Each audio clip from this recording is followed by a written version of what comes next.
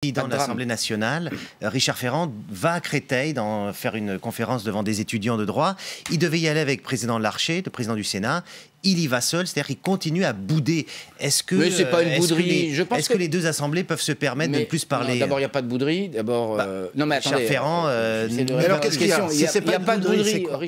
Répondez. Richard Ferrand et Gérard Larcher continuent de se parler. Nous parlons avec Gérard Larcher. Enfin, je veux dire, faut arrêter de monter en épingle des choses qui ne le sont pas. Après.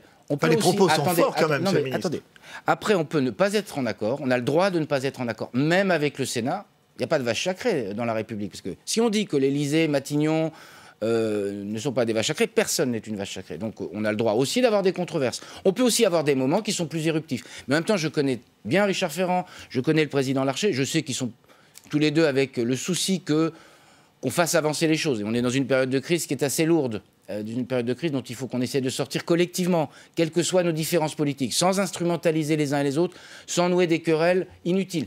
Pas inutile qu'on puisse dire à un moment, ou que les uns et les autres, je crois le sens de la parole de Richard Ferrand, que de dire, écoutez, à un moment, on ne va pas faire des hypocrites, manifestement, on a une lecture différente d'un certain nombre de sujets, mettons-le sur la place publique, pas la peine d'aller le lendemain en tribune, dire, on fait comme si de rien n'était, mais ça n'empêche pas que je sais que le dialogue n'est pas rompu, il ne peut pas y avoir de dialogue rompu, parce qu'on a besoin des deux chambres, et on a besoin que les deux chambres discutent avec l'exécutif. Justement, Marc Fesneau.